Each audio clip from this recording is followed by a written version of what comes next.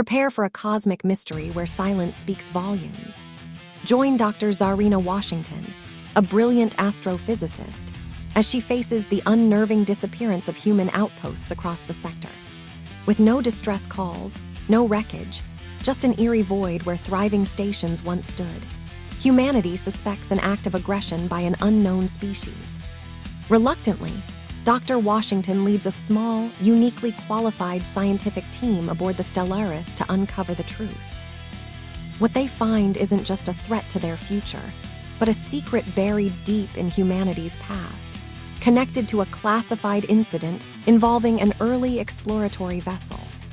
Can one scientist and her team unravel a decades-old mystery and avert an interstellar conflict that looms on the horizon?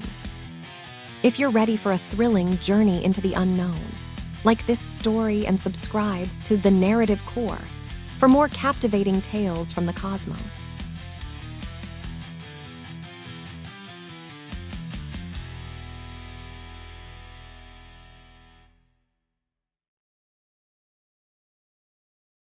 Dr. Zarina Washington stared through the viewport of outpost Epsilon 9, watching the swirling gases of the nearby Nebula with a mixture of scientific appreciation and personal wonder.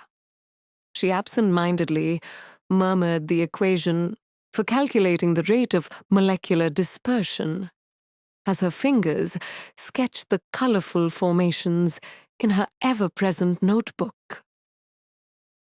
"Talking to yourself again, Doctor? Washington?" The metallic voice of Carl hummed from the nearby console. Zarina smiled without looking away from the cosmic display. "Just thinking out loud, Carl. Sometimes the universe speaks mathematics, and I'm just responding in kind." "Very poetic," the AI responded with the subtle electronic lilt that indicated their version of amusement. "However, I must interrupt your communion with the cosmos to inform you that Director Hoshi has requested your presence in the command center. Urgent matters, apparently." Sighing, Zarina closed her notebook and tucked it into one of her many pockets.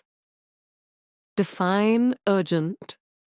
Is it the station is about to explode urgent, or someone important is visiting urgent?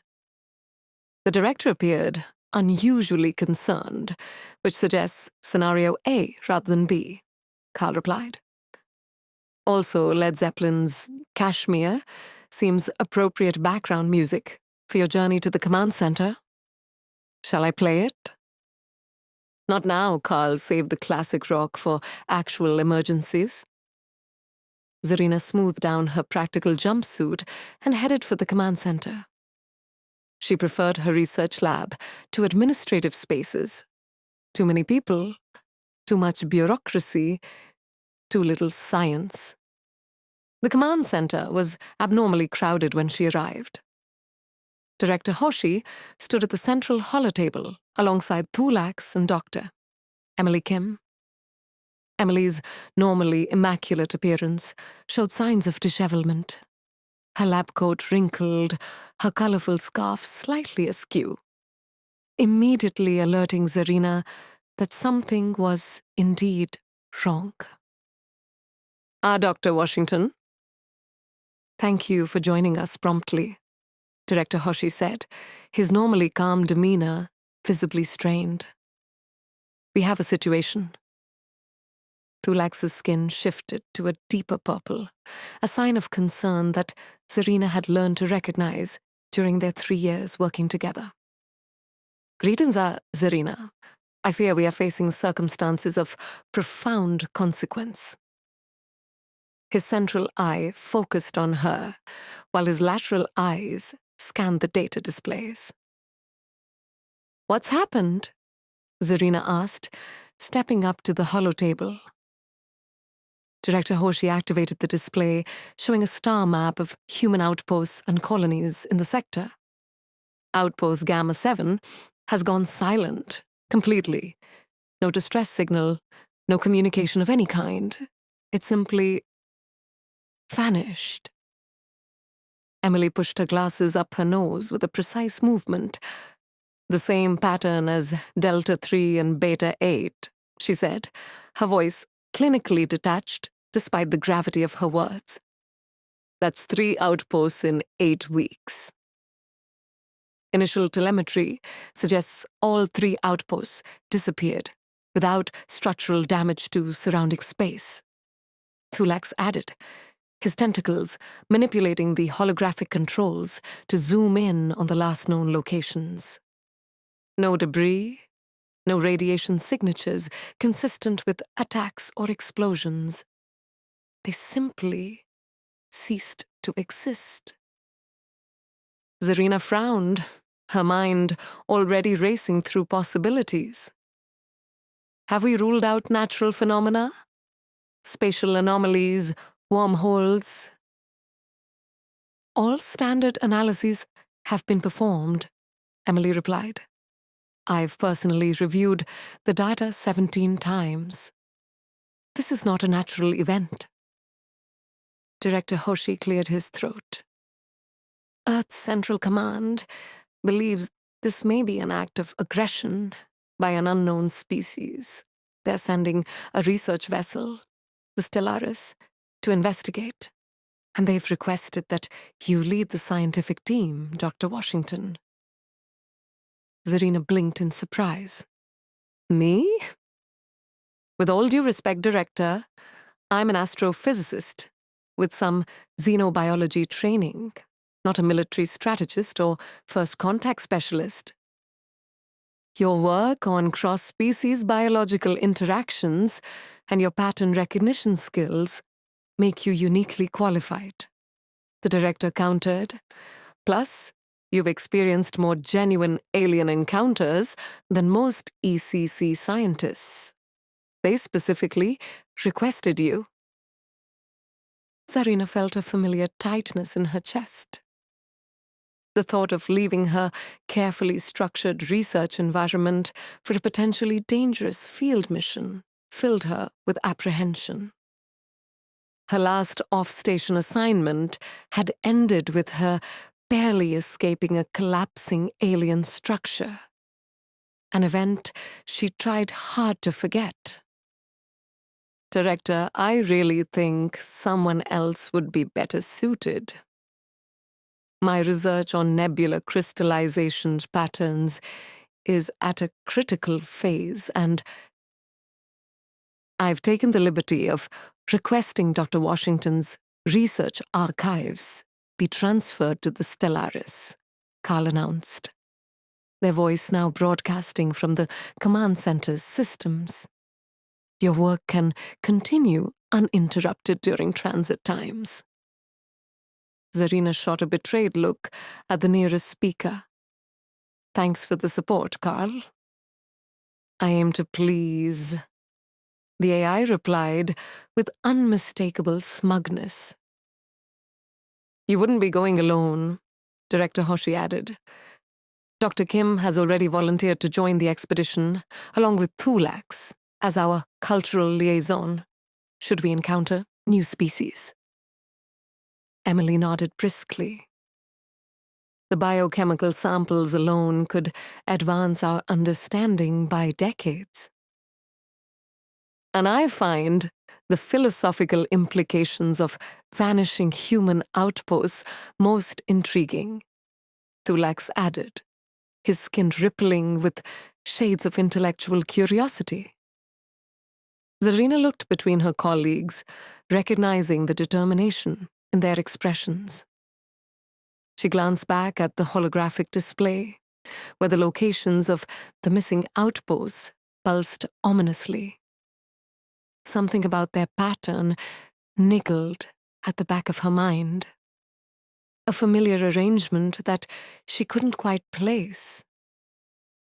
"And does the Stellaris arrive?" she asked finally. 17 hours, Director Hoshi replied. I need your answer within 3. Zarina nodded, turning to leave. I'll need time to consider. Back in her quarters, Zarina paced restlessly, muttering equations that had nothing to do with her current dilemma. The missing outposts plagued her thoughts. People she might have known, colleagues, friends, gone without explanation. Your heart rate and cortisol levels suggest significant stress, Carl observed from her personal console. Perhaps some music would help? I recommend... Not now, Carl, Zarina interrupted, more sharply than intended. Sorry, I don't know if I'm the right person for this mission.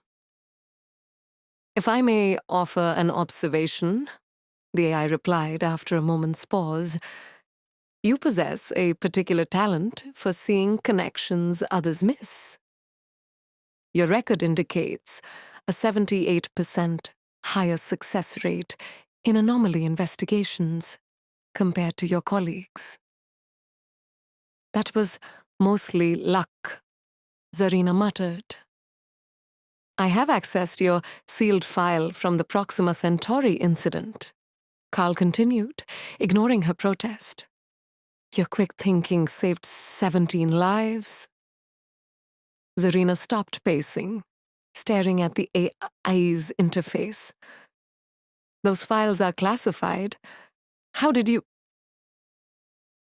I have certain capabilities beyond my official programming, Carl replied, with what sounded suspiciously like pride.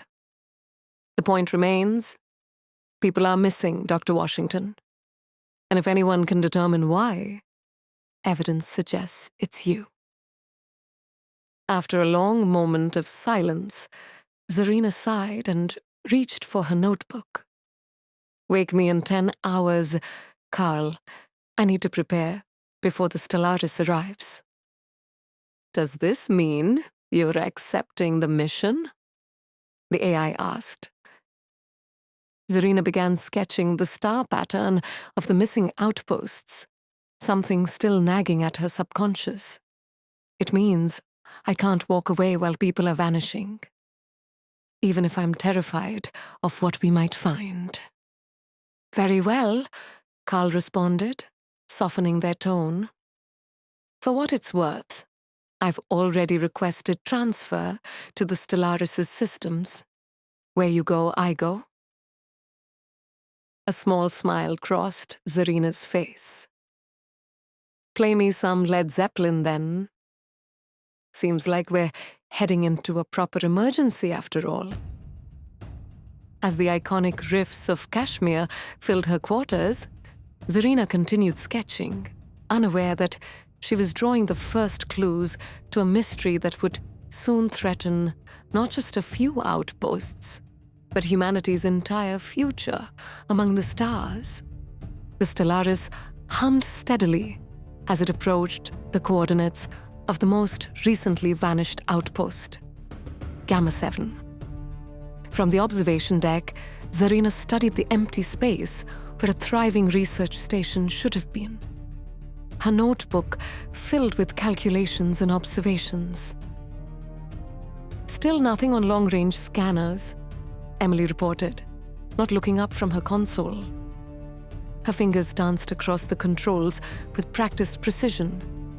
No debris, no radiation signature, no distortion fields. It's as if they simply ceased to exist. Existence does not simply cease, Thulax remarked philosophically, his skin shifting to a contemplative blue-green. Matter transforms, energy transfers. If they are not here, they must be elsewhere. Or perhaps converted into something our instruments cannot yet detect. Zarina tapped her stylus against her notebook. Carl, overlay the star charts for all 3 disappearances and analyze for pattern consistency. Already computing, the AI responded from the ship's systems. A moment later, a complex holographic display materialized in the center of the observation deck, showing stellar cartography with the missing outposts highlighted. I detect no immediate astronomical significance to their arrangement. But if it's not astronomical, Zarina muttered, circling the display slowly. What if it's... She stopped abruptly, something clicking in her mind. Carl, overlay known alien territorial boundaries from the Galactic Council records. The hologram shifted, adding translucent colored regions representing various alien territories. Nothing seemed to align with the missing outposts. Now add uncharted regions and areas with travel advisories, Zarina instructed, her excitement building as patterns began to form in her mind. The display shifted again, and a series of dark patches appeared, regions of space marked as hazardous or unexplored. Zarina's pulse quickened. The missing outposts formed a nearly perfect arc along the boundary of one particular uncharted sector. There, she said, pointing. That can't be coincidence. Emily stood and approached the hologram, adjusting her glasses. That's the Obsidian Void. It's been classified as a navigational hazard for nearly 40 years due to unusual gravitational anomalies. No official first contact with any species native to that region. Actually, Thulax interjected, his tentacles gesturing expressively. My people have legends of encounters with beings from that sector. Dark ones who came from the shadows between stars. Most xenoanthropologists dismiss these as cultural mythology, rather than historical accounts. Carl, search all records for any documented encounters with species from the Obsidian Void, Zarina requested. Accessing restricted databases, the AI replied. After a moment's pause, I found something interesting.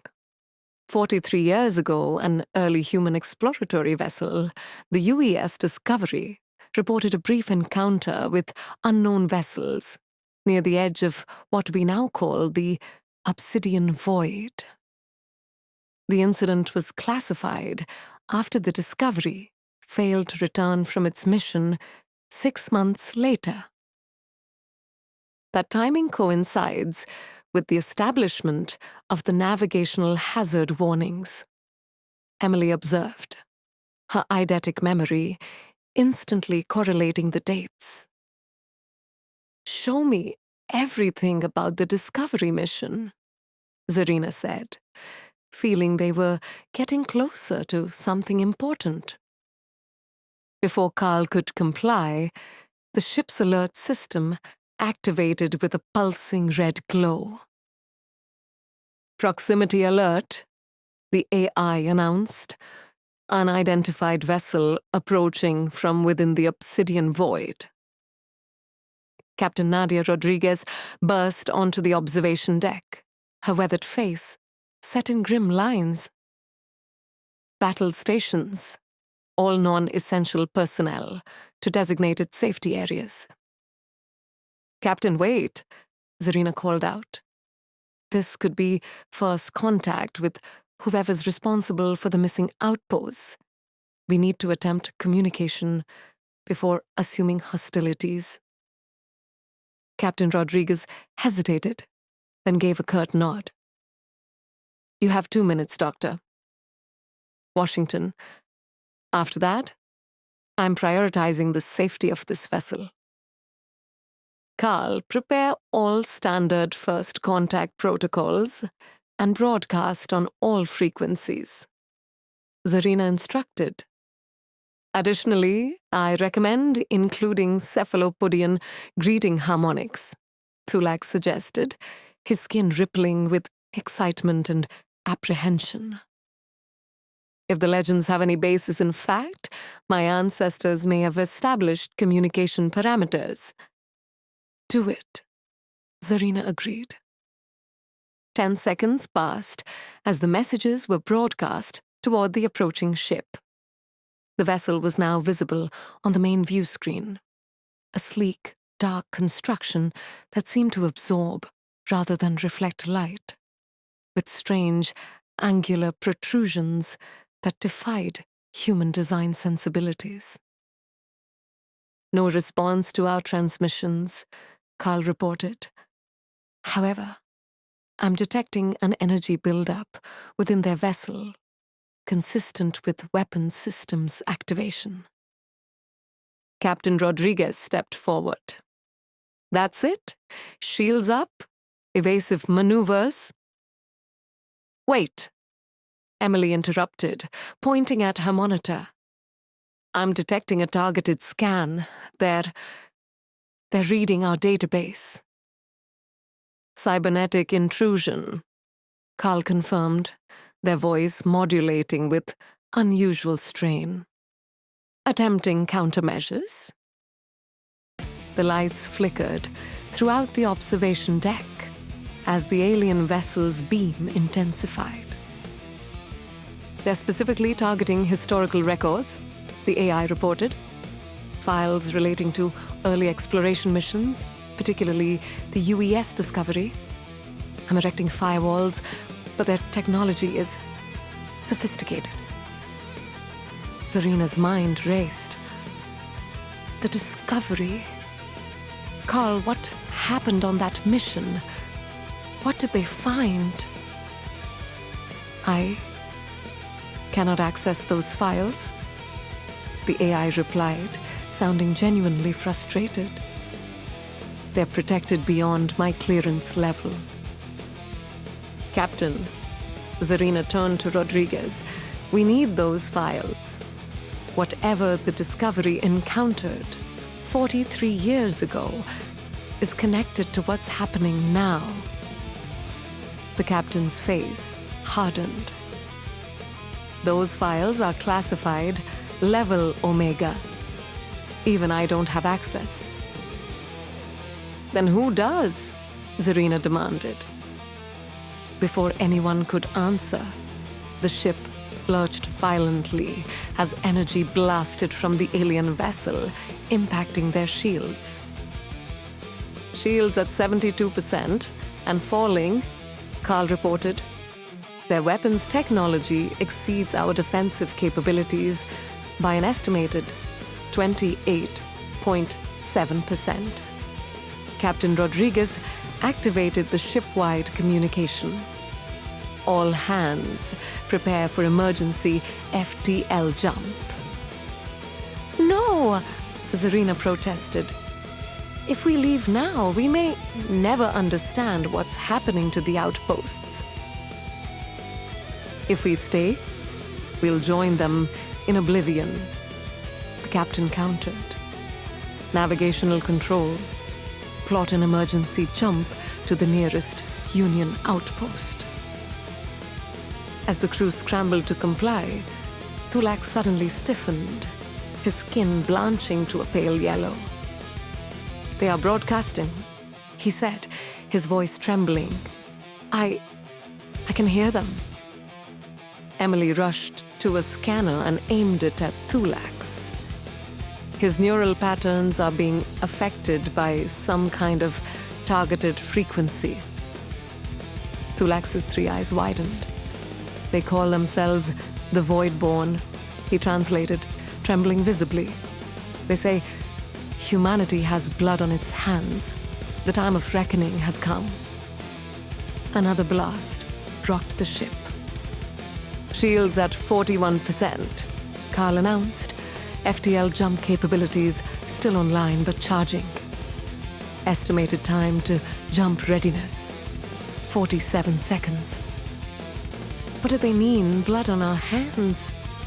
Zarina pressed, moving to support Thulax as he swayed unsteadily. The discovery, Thulax whispered.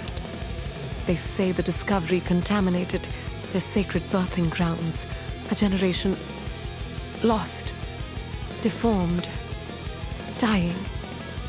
Zarina's blood ran cold. An accident, some kind of biological contamination from our early exploration. Intent, irrelevant. Thulak struggled to translate. The debt must be paid. FTL jump ready in 10 seconds, Carl announced. Wait, Zarina called out desperately. Tell them we didn't know. Tell them we want to understand what happened. Thulax attempted to broadcast a response, his skin fluctuating wildly with the effort. But another blast hit the Stellaris, more powerful than the previous ones. Shields critical, Carl reported. Hull breach on Deck C. Emergency containment activated. Jumping now, Captain Rodriguez commanded. The stars outside stretched into streaks of light as the FTL drive engaged, pulling them away from the void-borne vessel and into the comparative safety of faster-than-light travel. Thulax collapsed, Emily rushing to his side with a medical scanner. His neural pathways show signs of strain, but no permanent damage, she reported after a tense moment. He needs rest. As medical personnel arrived to take Thulax to the infirmary, Zarina turned to Captain Rodriguez, her expression resolute, despite her racing heart. Captain, we need those classified files. Whatever happened on the Discovery mission is the key to understanding why these void-born are attacking us. If there was some kind of accidental contamination, maybe we can make amends, find a diplomatic solution. Captain Rodriguez looked at her wearily. Only Fleet Admiral Chang at Earth Central Command has access to level Omega files. We're jumping to Union Outpost Sigma 1. From there, we can establish a secure communication link. How long? Zarina asked. 18 hours at current FTL velocity, Carl answered. Zarina nodded grimly. Then we have 18 hours to prepare our case. Emily, work with Carl to compile everything we know about the Voidborn and the missing outposts. I'll check on Thulax. Whatever connection he established might provide insights. As the team dispersed to their tasks, Zarina paused at a viewport, watching the streaking lights of FTL travel. The Voidborn's message echoed in her mind. The debt must be paid. She couldn't shake the feeling that they'd just encountered only the beginning of a storm that had been brewing for over 4 decades, and humanity might be reaping consequences they never knew they had sown. Union Outpost Sigma 1 loomed ahead as the Stellaris dropped out of FTL, its massive superstructure bristling with defense systems and communication arrays. Normally, Zarina would have appreciated the engineering marvel of the station, humanity's largest outpost in this sector of space. But her mind was too focused on their mission to spare it more than a passing glance. In the 18 hours since their encounter with the Voidborn ship, Zarina had barely slept. Her notebook was filled with calculations, theories, and questions. Emily had processed all available data on the disappeared outposts, while Carl had combed through every accessible database for references to the Obsidian Void and its inhabitants. Thulax, having recovered from his neural connection with the Voidborn, had provided invaluable insights into their psychology based on that brief but intense contact. They believe themselves righteous, he had explained during their strategy session. Their anger is not mere aggression, but a deeply held sense of justice. They believe they are punishing crimes against their very existence. Now the four of them waited tensely in the Stellaris' communications center as Captain Rodriguez established a secure link with Fleet Admiral Chung. Connection established, Carl announced. Encryption protocols at maximum. The holographic display flickered to life, revealing Admiral Chung, a stern-faced woman in her 60s with silver-streaked hair pulled back in a regulation bun. Her expression was already grim, suggesting she had been briefed on their encounter. "Captain Rodriguez, Dr. Washington," she acknowledged with a curt nod. "I understand you've made contact with a previously unknown species from the Obsidian Void sector." "Yes, Admiral." Zarina stepped forward. "They call themselves the Voidborn, and they're responsible for the disappearance of our outposts. They claim humanity has blood on its hands from an incident involving the UES Discovery 43 years ago." The Admiral's expression remained impassive, but Zarina noticed a subtle tightening around her eyes. "We need access to the level Omega files on the Discovery mission," Captain Rodriguez stated firmly. "Whatever happened then is directly connected to what's happening now." Admiral Chang was silent for a long moment, her gaze calculating. Finally, she sighed. "The Discovery incident was classified for good reason, Captain. It represents one of the darkest chapters in Earth's early exploration history."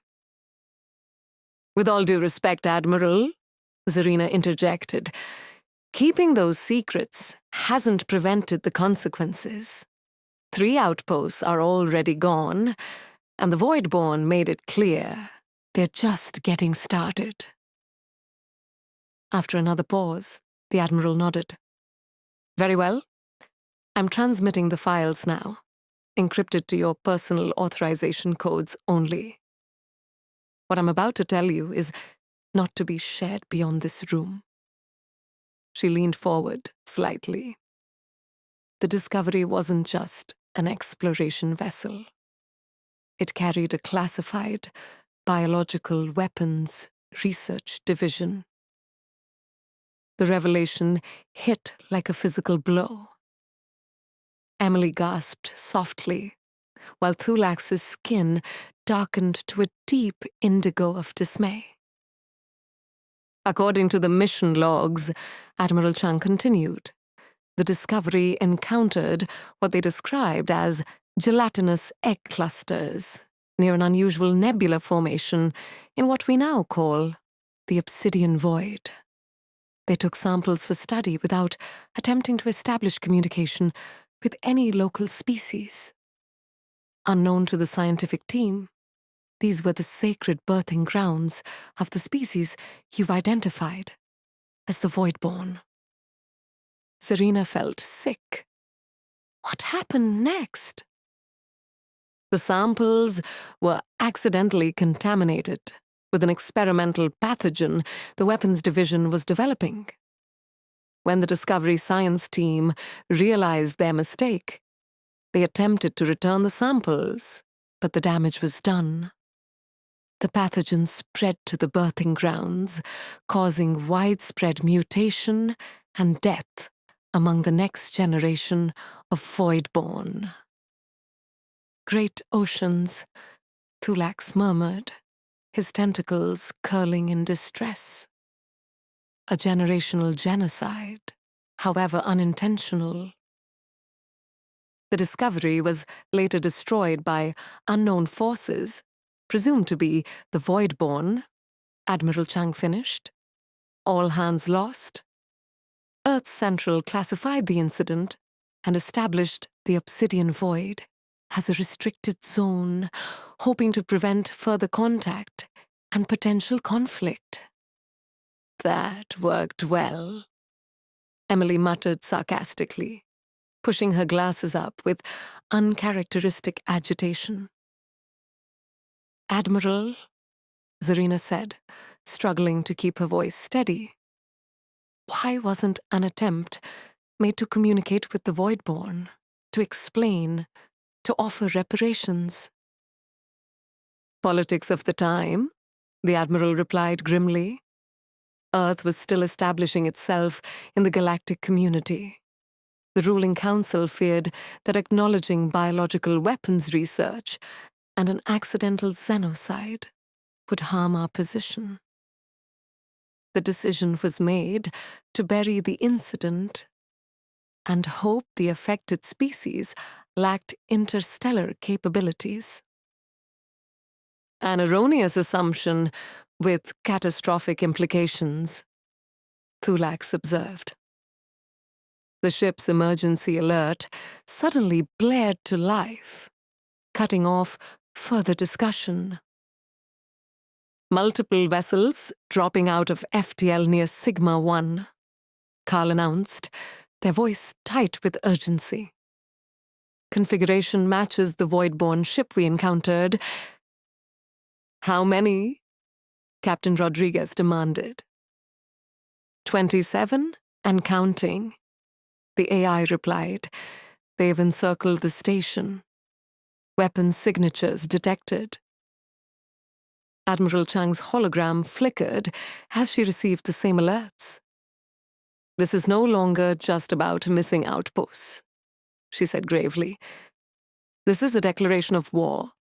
I'm activating all Earth Union defense protocols." "Admiral, wait!" Zarina protested. "If we escalate this to full-scale conflict, millions could die on both sides. We need to attempt communication, to acknowledge the wrong that was done, to offer—" "The time for diplomacy may have passed, Doctor," the Admiral interrupted. "They've shown no interest in communication." "Because we haven't truly tried," Zarina insisted. "Thulax established a connection. Let us use that." Before Admiral Chang could respond, Carl broke in, with increased urgency. "Voidborn vessels are powering up what appears to be their primary weapon systems. Energy readings are off the scale. They have target lock on Sigma 1's main reactor. All vessels, defensive positions." Admiral Chang barked orders to someone off-screen. "Prepare to engage." "No!" Zarina turned to Thulax desperately. "Can you re-establish contact? Tell them we know what happened, that we want to make amends." The cephalopodian's skin rippled with uncertainty. "I can attempt to broadcast on the frequency they used before, but there's no guarantee they'll—" The station shuddered violently as the first Voidborn attack struck its shields. Emergency lighting activated throughout the Stellaris. Sigma 1 shields at 68% after a single hit, Carl reported. Station commander reports evacuations underway. Earth Union Defense Fleet still 17 minutes from intercept position. "Dr. Washington?" Admiral Chang's voice was steel. "Your humanitarian concerns are noted, but we are now in a combat situation. Captain Rodriguez, join defensive operations, protect these civilian evacuation vessels." The hologram winked out as the connection was severed. Captain Rodriguez turned immediately to her crew. "Battle stations, prepare defensive systems and evacuation protocols." As the bridge crew rushed to comply, Zarina grabbed the captain's arm. "Captain, please, if we start shooting, this becomes a war that could have been avoided." "Look outside, Doctor." Rodriguez pointed to the view screen, where Voidborn ships were systematically targeting Sigma-1's defensive arrays. The war has already started. Another blast rocked the station harder than before. Sigma-1's primary shields failing, Carl announced. Hull breaches detected in sectors 7 through 12. Casualty reports incoming. Zarina felt as though the floor had dropped away beneath her feet. People were dying because of a decades-old mistake, a cover-up by her own government. She turned to her team. Decision made. Emily, Carl, I need the full discovery files analyzed for any details that might help us communicate with the Voidborn. Thulax, prepare to broadcast on their frequency. Not just words, but any biological or cultural context you gleaned from your connection. What are you planning, Doctor? Captain Rodriguez demanded. A last attempt at peace, Zarina replied, her voice finding new resolve. If it fails, nothing is lost. We're heading for war anyway. But if it succeeds, we save countless lives. The captain studied her face for a long moment, then nodded curtly. You have 5 minutes. After that, we join the defense fleet. Zarina and her team rushed to the communication array as the battle intensified around them. Emily's fingers flew across interfaces as she extracted key data from the declassified files. The discovery logs contain partial translations of Voidborn communication patterns, she reported. Their language uses subsonic frequencies we can't naturally hear, which is why standard first contact protocols failed.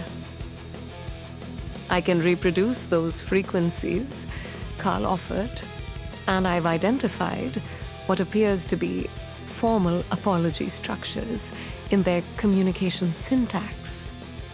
Thulax's skin had shifted to a determined amber as his tentacles worked multiple controls simultaneously.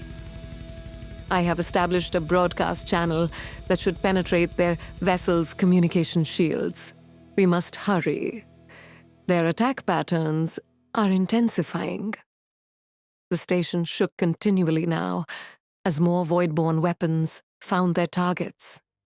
The evacuation ships were launching, but Zarina could see from the tactical display that many wouldn't escape the encirclement in time. Message ready, Carl announced.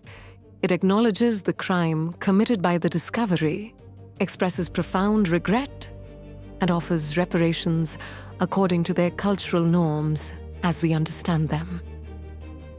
Broadcast now, Zarina ordered, holding her breath.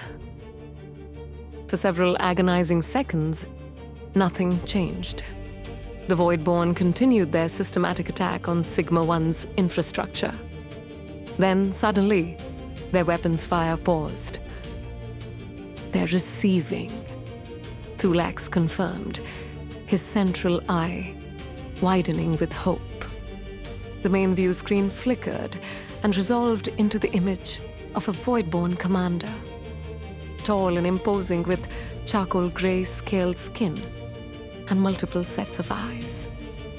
Bony protrusions along his spine glowed with what Zarina interpreted as barely contained rage.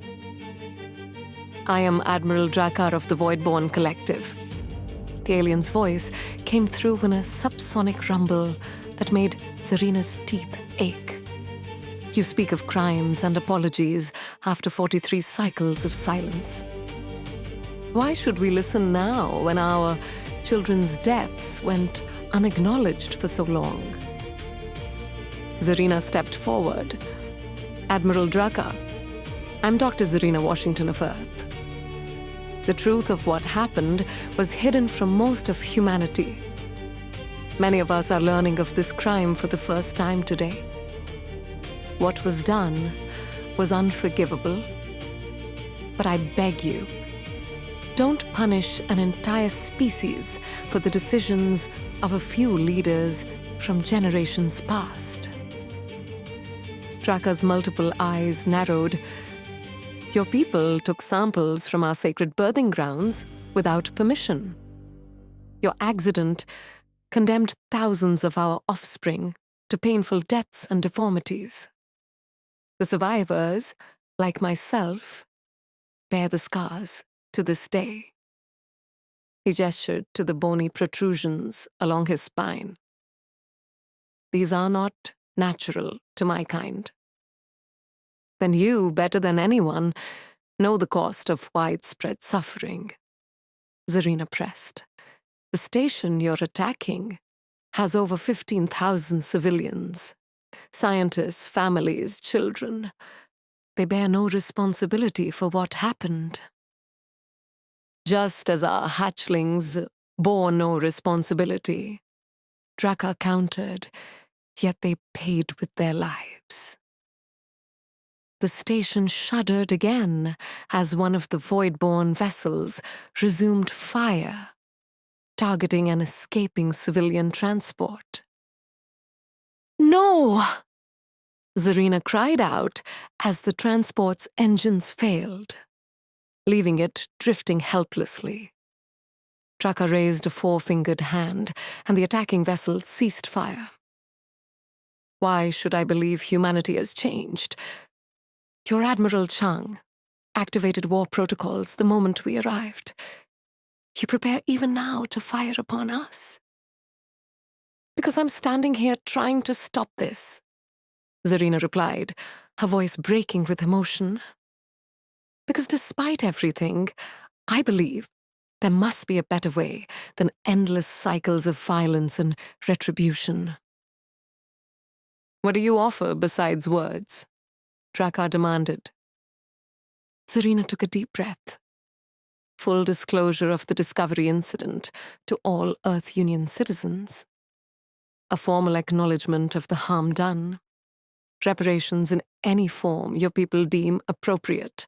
And she hesitated, then continued firmly, myself as a hostage of good faith while negotiations proceed. Zarina, Emily protested. Thulax's skin blanched to pale yellow with alarm. Your offer is noted, Doctor. Washington, Draka responded, his expression unreadable. However, he was interrupted as new alerts sounded throughout the Stellaris. Earth Union Defense Fleet arriving, Carl announced. They're charging weapons. Admiral Draka, Zarina said urgently, please withdraw your forces as a show of good faith. Let us prove that peace is possible. Before Draka could respond, space lit up with weapons fire as the Earth Union fleet engaged the void-born ships. One of Draka's vessels erupted in a ball of fire. The void-born admiral's expression hardened into fury. So speaks humanity, with missiles while mouthing peace. No, we didn't, Zarina began, but the communication cut off abruptly. Void-born forces concentrating fire on the station's main reactor. Carl warned, catastrophic failure imminent. Captain Rodriguez grabbed Zarina's shoulder. We've done all we can here. We need to evacuate now. With despair washing over her, Zarina allowed herself to be pulled toward the escape pods. The view screen showed Sigma-1's central hub beginning to break apart as concentrated void-born fire overwhelmed its remaining defenses. How many got out? She asked hoarsely as they rushed through corridors filled with emergency lighting. Approximately 62% of personnel reached evacuation vessels before the main attack. Carl reported, their voice subdued. Current projected casualties, 7,413. The number hit Zarina like a physical blow. Over 7,000 people dead because of a decades-old mistake and the inability to acknowledge it. As she strapped into the escape pod alongside Emily, Thulax, and a holographic projection of Carl, she watched through the small viewport as Sigma-1, once humanity's proudest outpost in this sector, broke apart in a series of devastating explosions. Launching emergency protocols, Captain Rodriguez announced as she initiated the pod's launch sequence. May whatever gods exist help us all. The pod shot away from the dying station, joining dozens of others fleeing the destruction. Through the viewport, Zarina could see the Union fleet engaged in fierce battle with the Void-born ships, energy weapons, and missiles crisscrossing the void. What had begun as an investigation into missing outposts had escalated into open interstellar war. And somehow, Zarina knew, it would fall to her and her team to find a way to end it. If such a thing was even possible now. As their pod accelerated away from the battle, the stars blurred with her tears. For the first time since accepting this mission, Dr. Zarina Washington found herself without equations to murmur or patterns to analyze. Just the crushing weight of failure and the knowledge that the worst was yet to come. The emergency shelter aboard the EUS Vigilant hummed with activity as survivors from Sigma-1 were processed, treated, and debriefed. Zarina sat motionless on a utilitarian cot, staring at the gray bulkhead opposite her. Her notebook lay open beside her, its pages filled with calculations and observations that now seemed pointlessly academic in the face of thousands of lives lost. Dr. Washington? Emily approached cautiously, offering a steaming cup. It's green tea. Not very good green tea, but it's warm. Zarina accepted the cup with a nod of thanks, but didn't drink. The Vigilance captain has requested our presence in the command center. Emily continued, adjusting her glasses with her characteristic precision, despite the chaos around them. Admiral Chung is coordinating a response to the Void-born attacks. A response? Zarina repeated flatly. You mean retaliation? Emily hesitated. The Admiral has requested your insight, specifically. Before Zarina could respond, Thulax approached, his skin a muted gray that reflected his solemn mood. I have been in communication with the ship's xenobiologists, he reported. They are attempting to understand void-born physiology from the limited data we collected. Perhaps if we comprehend the full extent of the damage caused by the Discovery incident, we might yet find a path to reconciliation. Reconciliation? Zarina looked up sharply. After what just happened at Sigma-1, the Union won't be interested in reconciliation, Thulax. They'll be planning a war. Perhaps, the cephalopodian acknowledged, his central eye focusing intently on her. But is that not precisely why your presence is required? To argue for an alternative approach? Carl's voice joined the conversation from a nearby terminal. If I may offer an observation, throughout human history, the most significant peace agreements have often followed the most devastating conflicts. The window for diplomacy is not closed, it has merely narrowed considerably. Zarina took a deep breath, feeling the weight of responsibility settle even more heavily on her shoulders. What's our status? The fleet?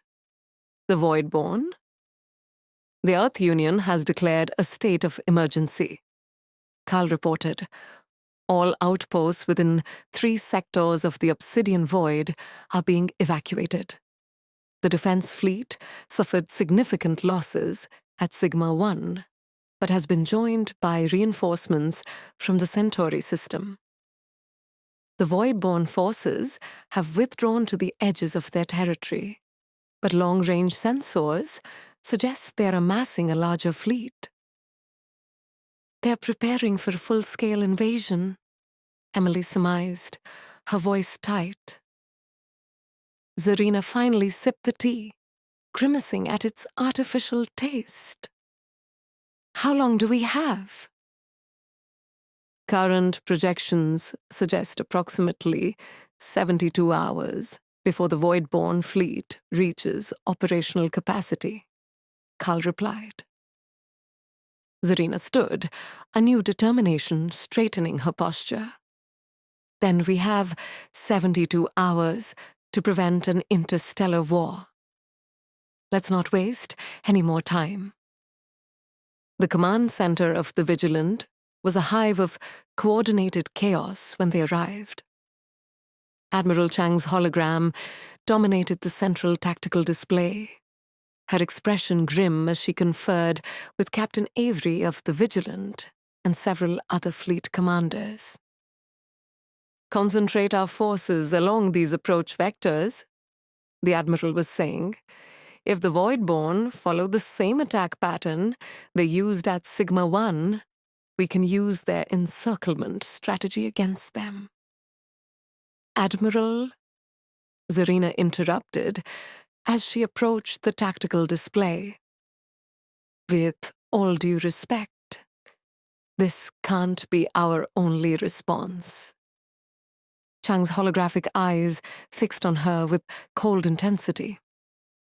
Dr. Washington, I understand your humanitarian concerns, but the Voidborn have made their intentions clear.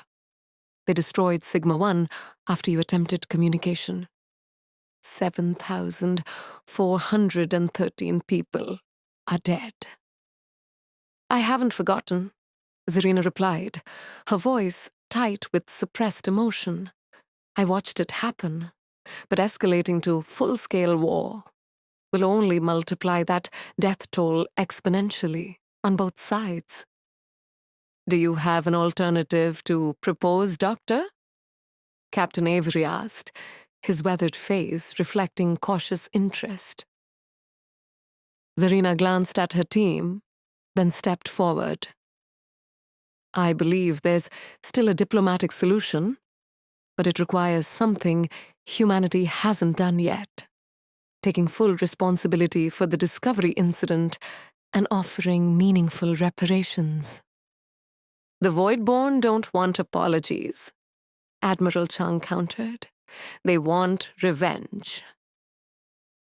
With respect, Admiral, Thulax interjected, his skin shifting to a confident blue.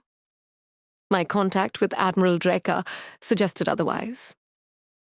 There was anger, yes, but also a deep sense of justice denied.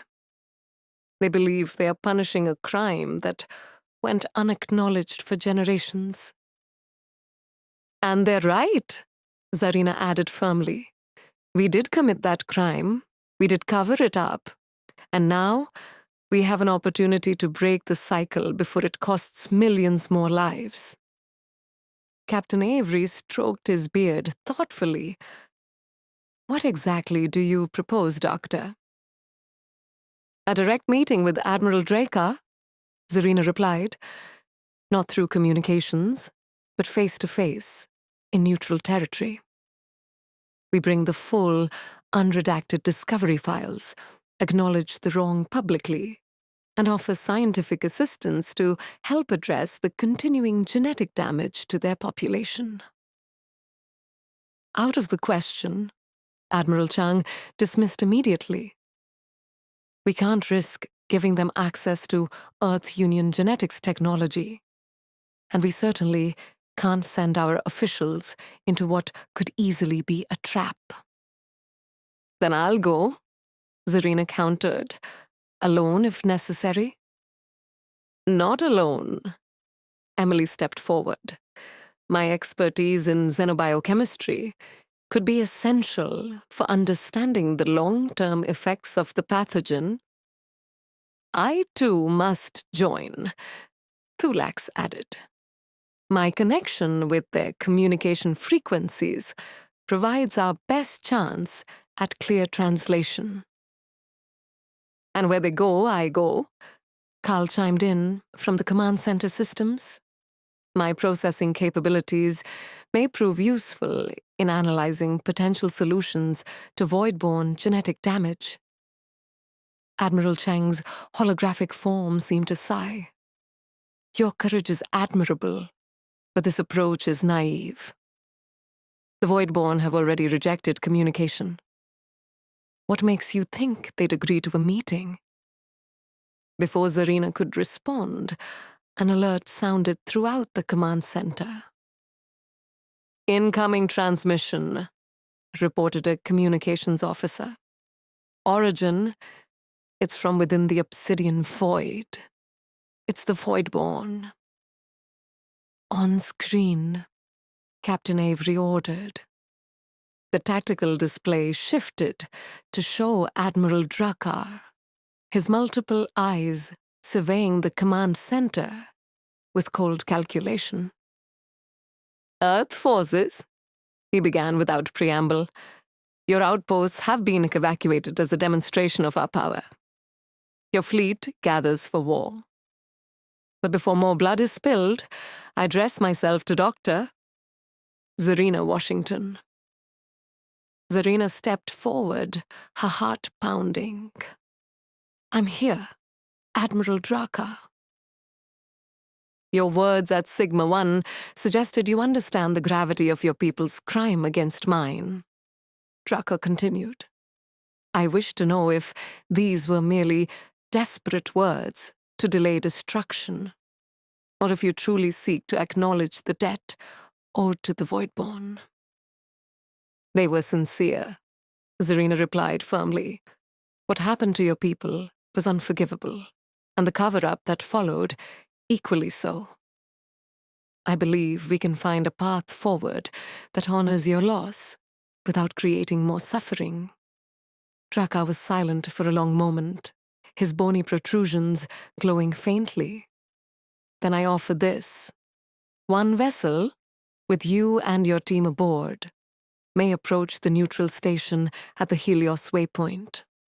Come unarmed, with the complete records of the Discovery incident and your most advanced genetic science. I will meet you there, and we will determine if humanity's debt can be paid in something other than blood. This is clearly a trap, Admiral Chang interjected. The Helios waypoint is dangerously close to Voidborn territory. It is not a trap, Admiral Chang, Drakkar responded, his multiple eyes shifting to the hologram. It is a test of sincerity. Dr. Washington speaks of responsibility and reparations. Let her prove that humanity can back words with actions. We'll be there, Zarina promised, before Chang could object further. You have 24 hours, Drakkar concluded. After that, our fleet resumes its advance. The transmission cut off abruptly. Admiral Chang's hologram turned to Zarina, fury evident in her rigid posture. You had no authority to accept that offer, Doctor. With respect, Admiral, Captain Avery interrupted. Doctor, Washington may have just bought us valuable time. 24 hours to prepare our defenses if this goes wrong, and 24 hours to prevent a war if it goes right, Zarina added. After a tense silence, Admiral Chung nodded curtly. Very well. Captain Avery, prepare a shuttle for Dr. Washington's team. Minimal crew, no weapons as requested, but the most advanced shields and sensors we have. I want constant communication with the Vigilant. Thank you, Admiral, Zarina said sincerely. Don't thank me yet, Doctor, Chung replied grimly. If this fails, your team will be the first casualties of a war that could end human expansion into space for generations. I hope your faith in diplomacy is justified. As the command center returned to preparations, Zarina gathered her team in a quiet corner. This is extremely high risk, she acknowledged. I won't order any of you to come with me. Your grasp of statistics must be failing you, Zarina, Emily replied with a small smile. The probability of success without my xenobiochemical expertise is approximately 23.7% lower. And I am the only one capable of fully interpreting the cultural nuances of void-born communication. Thulax added, his skin rippling with determined pink and orange hues. It would be illogical to proceed without me. Plus, someone has to provide the appropriate soundtrack for this historic mission, Carl chimed in. I'm thinking Stairway to Heaven would be appropriately dramatic for our approach to Helios Waypoint. Despite everything, Zarina found herself smiling. Thank you, all of you. 6 hours later, their shuttle departed the Vigilant. Named the Olive Branch at Zarina's insistence, the small vessel carried the most precious cargo in human space: the hope for peace. As they approached the Helios Waypoint, a neutral trading post established by the Galactic Council decades earlier, Zarina stood at the viewport, watching the stars. Her notebook was tucked securely in her pocket, filled with new calculations and ideas for addressing the genetic damage the Voidborn still suffered. Voidborn vessel detected on approach vector, Carl announced. Configuration matches Admiral Drakar's command ship from Sigma 1. Any weapons lock or scanning beams? Captain Avery asked from the pilot's seat. Negative. They appear to be maintaining the agreed parameters. Zarina took a deep breath. This is our chance to fix a 43-year-old mistake. Let's not waste it. The Helios Waypoint grew larger in their viewport, a sprawling structure of interconnected modules orbiting a red dwarf star. As both vessels docked at opposite airlocks, Zarina felt the weight of history pressing down on her shoulders. Billions of lives, human and voidborn alike, would be affected by what happened in the next few hours. Ready? She asked her team. Emily adjusted her glasses with determined precision. Thulax's skin settled into a calm blue of focused concentration. Carl's holographic form nodded confidently. For what it's worth, Captain Avery said as they prepared to disembark. I think Admiral Chung was wrong. This isn't naive. It's the bravest damn thing I've seen in 30 years of service. Zarina nodded her thanks, then led her team toward the airlock and whatever awaited them beyond. The central chamber of the Helios Waypoint had been cleared of its usual traders and travelers, leaving a vast, domed space with views of the nearby red dwarf star, casting everything in a crimson glow. Zarina and her team stood at one entrance, while Admiral Drakar and 3 other Voidborn representatives entered from the opposite side. Up close, the Voidborn were even more imposing than they had appeared on view screens. Standing nearly 7 feet tall, with scaled skin that seemed to absorb rather than reflect the reddish light, they moved with a fluid grace that belied their size. The bony protrusions along their spines glowed with faint bioluminescence, and Zarina now understood these were mutation markers, permanent reminders of the Discovery's legacy. Dr. Washington, Draker acknowledged with a slight incline of his head. You have honored the terms of our meeting. As have you, Admiral Drakkar, Zarina replied, stepping forward.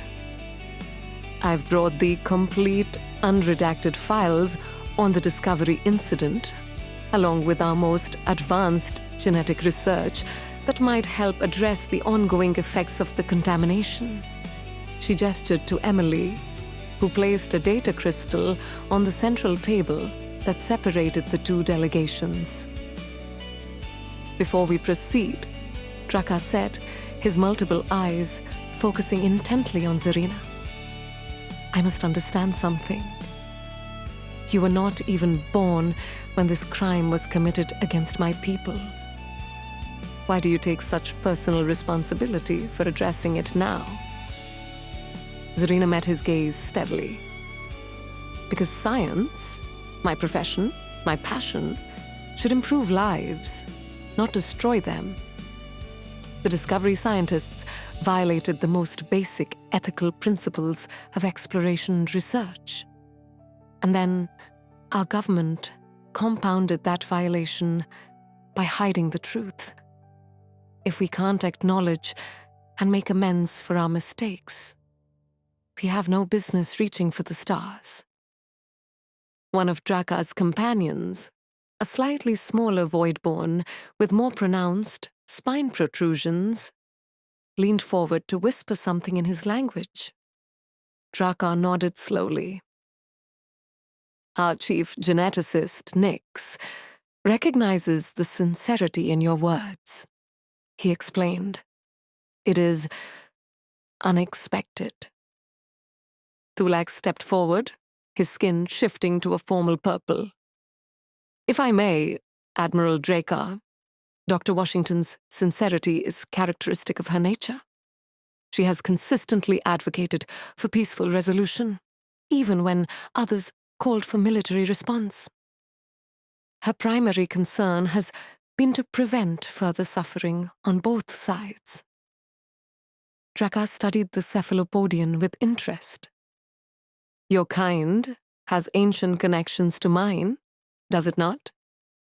The old trading routes before the great stellar shift. Indeed, Thulax confirmed, his tendrils moving in patterns of respectful acknowledgement. Our historical archives speak of peaceful exchanges with the dwellers of the dark Nebula, whom I believe were your ancestors. Before we were forced to adapt to survive the contamination, Drakkar confirmed grimly. His attention returned to Zarina. You've brought genetic research. Explain how this addresses our grievance. Emily stepped forward, her professional demeanor perfectly composed despite the tension. I've analyzed the pathogen that contaminated your birthing grounds, she explained, using her tablet to project a complex molecular diagram. While the damage to the affected generation cannot be undone, we believe we have developed a method to prevent the mutations from affecting future generations. The Voidborn geneticist, Nix, moved closer to examine the projection, her multiple eyes widening slightly. This uses recombinant DNA techniques we've developed for addressing radiation damage in human colonies. Emily continued. Adapted to Voidborn physiology, it could potentially repair the damaged genetic sequences before they're passed to offspring. And you would freely share this technology? Drakkar asked skeptically. Technology that could be used to create biological weapons similar to those that harmed us initially. The research is open source and transparent, Zarina assured him. We're not offering a weapon, but a remedy. And as part of our proposed reparations, Earth would establish a joint scientific commission with void-born representatives to oversee all implementation. Carl's hologram stepped forward. If I may add, Admiral, I've taken the liberty of analyzing the long-term compatibility of Dr. Kim's solution with void-born genetic structures based on the data we've gathered. The probability of success exceeds 94.7%, with minimal risk of adverse side effects. Drakkar and his delegation conferred quietly in their language for several moments. Zarina exchanged hopeful glances with her team. Finally, Drakkar turned back to them. Your offer appears genuine, Doctor Washington, but genetic assistance alone cannot balance the scales of justice. What of the generations already lost, the pain already endured? This was the moment Zarina had prepared for most carefully. She reached into her pocket and removed her notebook, thumbing to the pages where she'd outlined her complete proposal.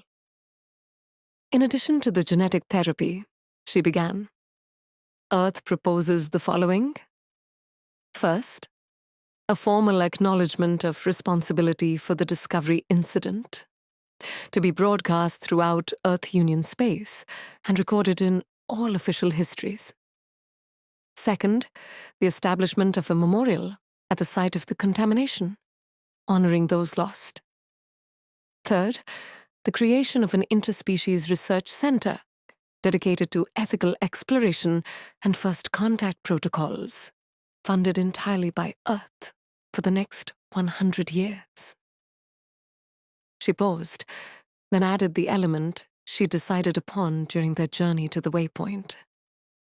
And finally, the designation of the system adjacent to your birthing grounds as a protected void-born sanctuary, with Earth Union guaranteeing its security from all external interference in perpetuity.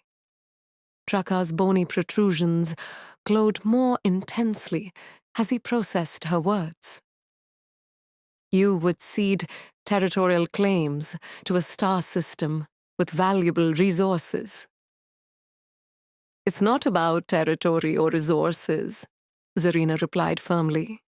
It's about acknowledging the sanctity of life and cultural heritage. Your birthing grounds are sacred to your people. They should never have been violated, and ensuring their protection for future generations is the least we can do. The void-born delegation conferred again, this time with greater animation. Zarina could sense the tension in the room shifting, though whether toward resolution or rejection remained unclear. Suddenly, an urgent beep sounded from Carl's communication systems. I apologize for the interruption, the AI said, but I'm receiving an emergency transmission from the Vigilant. Put it through, Zarina instructed, her heart sinking. Captain Avery's voice filled the chamber. Dr. Washington, we have a situation. A void-born battle group has broken formation and is advancing toward the evacuation fleet from Outpost Gamma 2.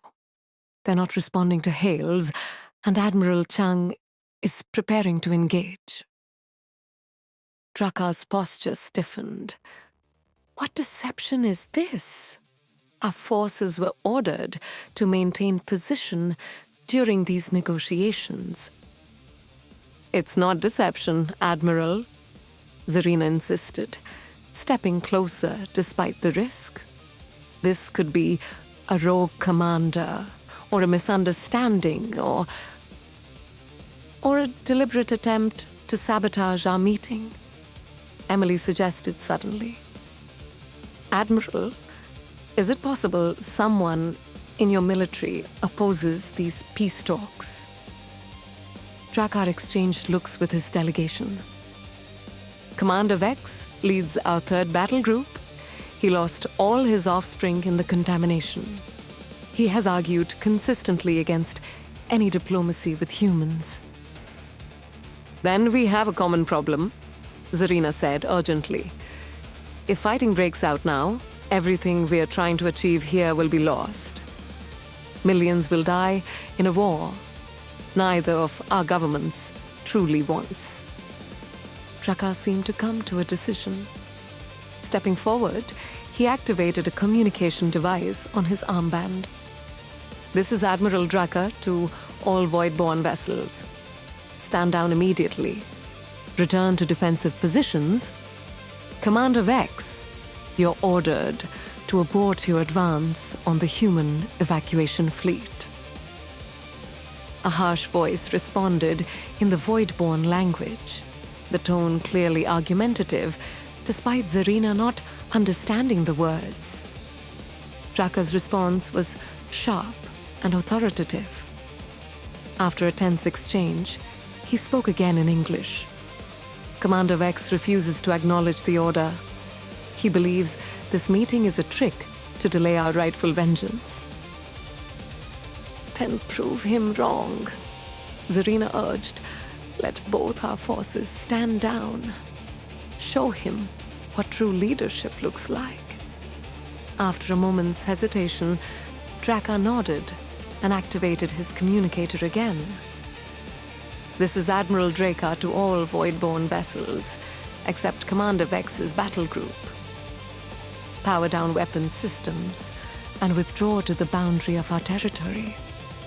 Captain Avery, please relay to Admiral Chang that we disavow Vex's actions and request she avoid engaging if possible. Relaying now, Carl confirmed. Tense minutes passed as they waited for news. Finally, Captain Avery's voice returned. Admiral Chang acknowledges your message, Admiral Drakkar.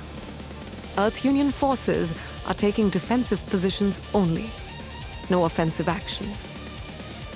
The evacuation fleet has been rerouted to safety. Commander Vex's battle group appears to be standing down. Drakkar's multiple eyes widened in surprise. He has recognized the wisdom of restraint. No, Avery corrected. Our sensors indicate his vessels are being tractored by other Voidborn ships. Looks like your fleet is handling the situation internally. The tension visibly drained from Drakkar's posture. The fleet elders must have intervened. They outrank even me in matters of grave importance. Zarina felt hope rising as the immediate crisis passed. Admiral Drakkar, what just happened demonstrates exactly why these negotiations are so important.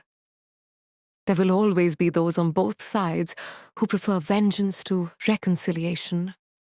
But today, cooler heads prevailed. Drakkar studied her for a long moment, then turned to his delegation. After a brief conference, he faced Zarina again. Dr.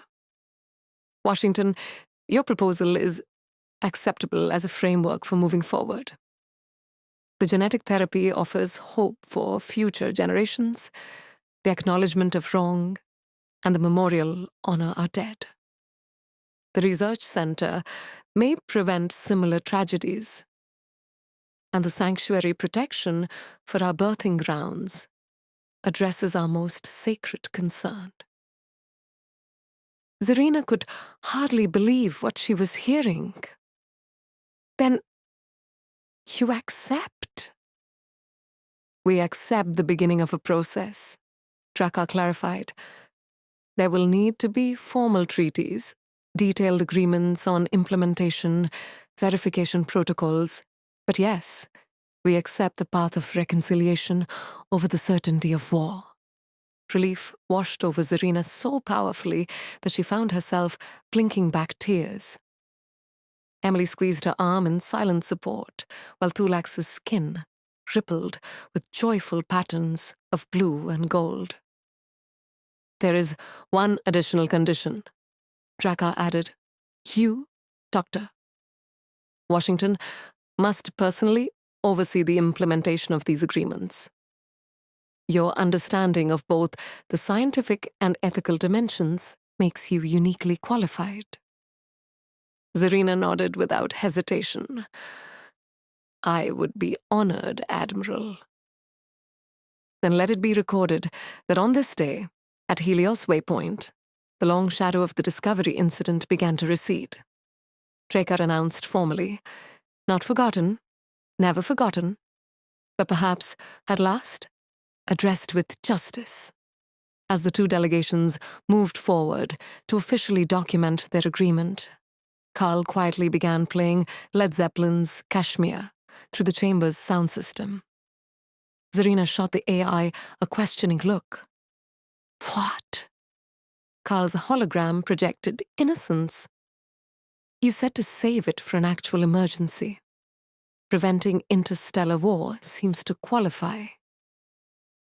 For the first time in weeks, Zarina laughed, a sound of pure relief and genuine joy.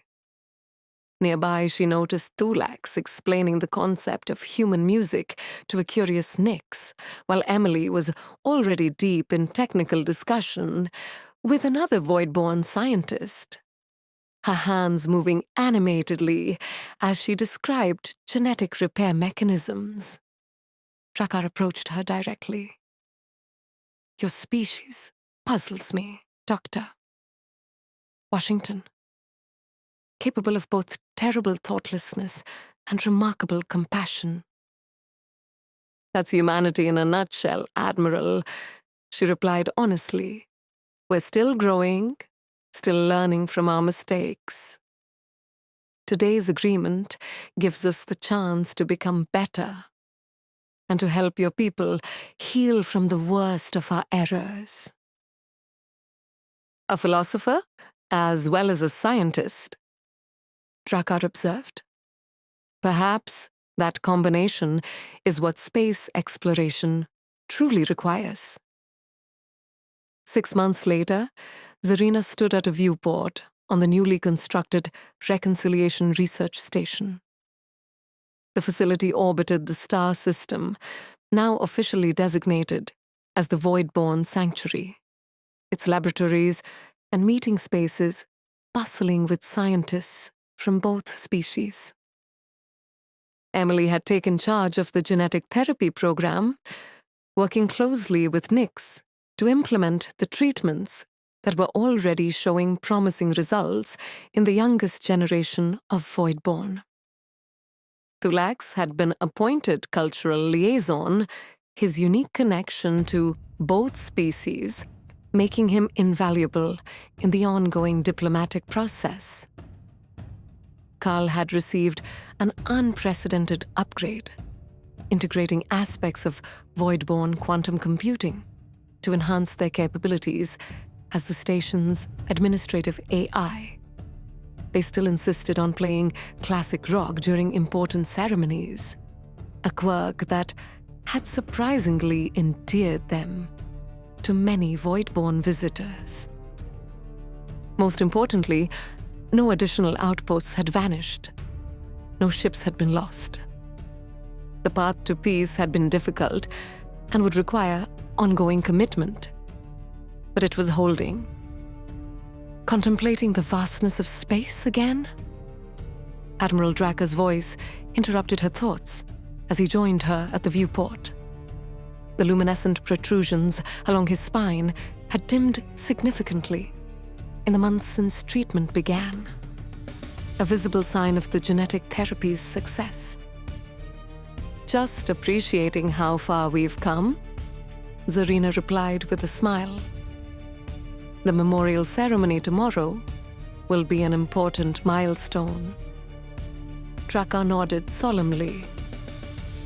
Many of my people never thought they would see humans acknowledge the wrong done to us, let alone work to repair it.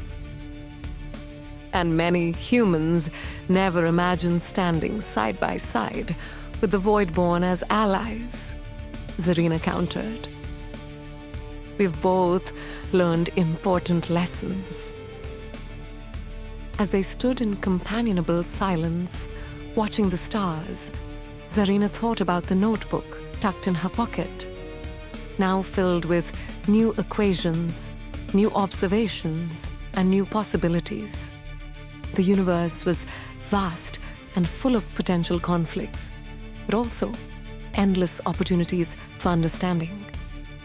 Today was proof that even the deepest wounds could begin to heal with time, truth, and genuine effort. The old diplomatic adage came to mind. Peace was not the absence of conflict, but the presence of justice.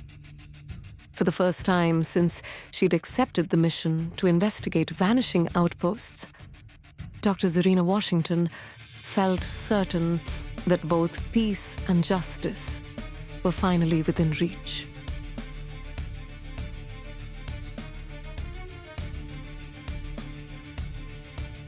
Thank you for joining us on this thrilling journey from the unsettling mystery of vanished outposts to the very brink of interstellar war, and the courageous fight for reconciliation led by Dr. Zarina Washington. We hope you enjoyed witnessing humanity's quest for justice and understanding in the vast cosmos. If you were captivated by this tale of scientific discovery, difficult truths, and the ultimate pursuit of peace, please give this story a like. And for more immersive audio adventures that explore the depths of possibility and the human spirit, be sure to subscribe to The Narrative Core.